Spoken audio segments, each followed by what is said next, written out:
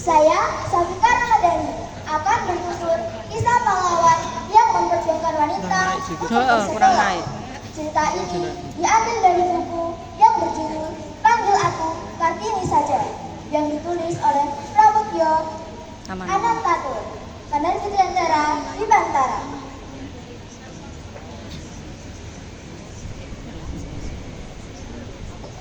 Kartini namanya. Di Amerika namanya di kota Utrecht, Venlo, Amsterdam, dan Haller, Belanda. Barangkali karena negara penjajah itu merasa bintang budi padanya, Kartini memang mendirikan sekolah buat kaum wanita sejalan politik etis yang digariskan Belanda. Kartini namanya. Raden Adjie Kartini lengkapnya. Berasal dari kalangan bangsawan Jawa, anak kelima Bupati Jepara, lahir tanggal 21 April tahun 1879. Di era pendidikan jadi larangan bagi para wanita. Sempat mengenyam pendidikan di European Graduate School (ELS).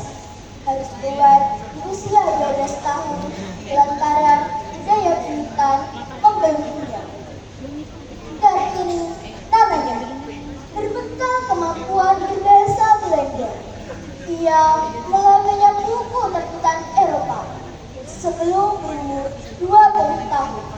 Max Havelaar karya Multatuli, District karya Loris Cobrus, dan karya Van Eden yang bermutu tinggi, karya Augustani yang sedang-sedang saja, roman feminis karya Nyonya Dr. Ijen van Beek, dan sebuah roman anti perang karangan Berta von Sutter.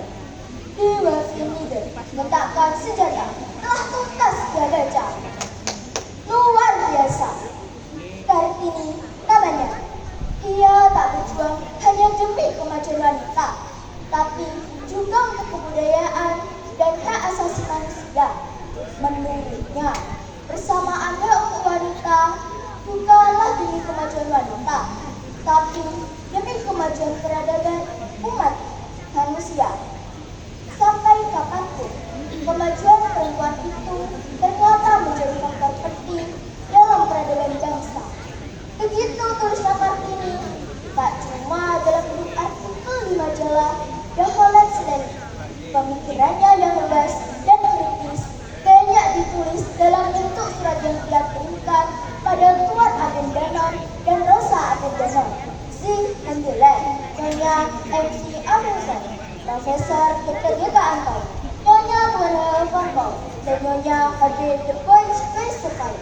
Semuanya orang Belanda. Kartini namanya. Isi dan dasar suratnya mencerminkan kecerdasan yang luar biasa.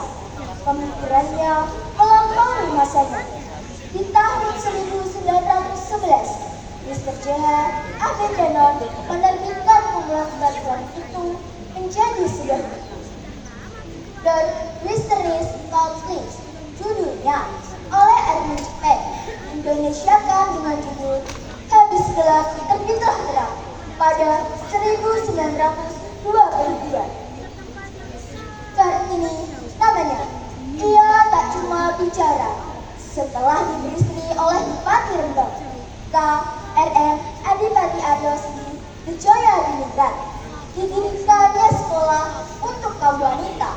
Sekolah itu menginspirasi politikus Belanda. Van der Venter namanya. Mendirikan sekolah serupa bernama Sekolah Kartini di Semarang, Malang, Madiun, Surabaya, Yogyakarta, dan banyak kota lainnya. Bahkan ia dirikan Yayasan Kartini untuk mengelolanya. Kartini namanya. Pada 17 September 1904, berpulang pada sang ibu.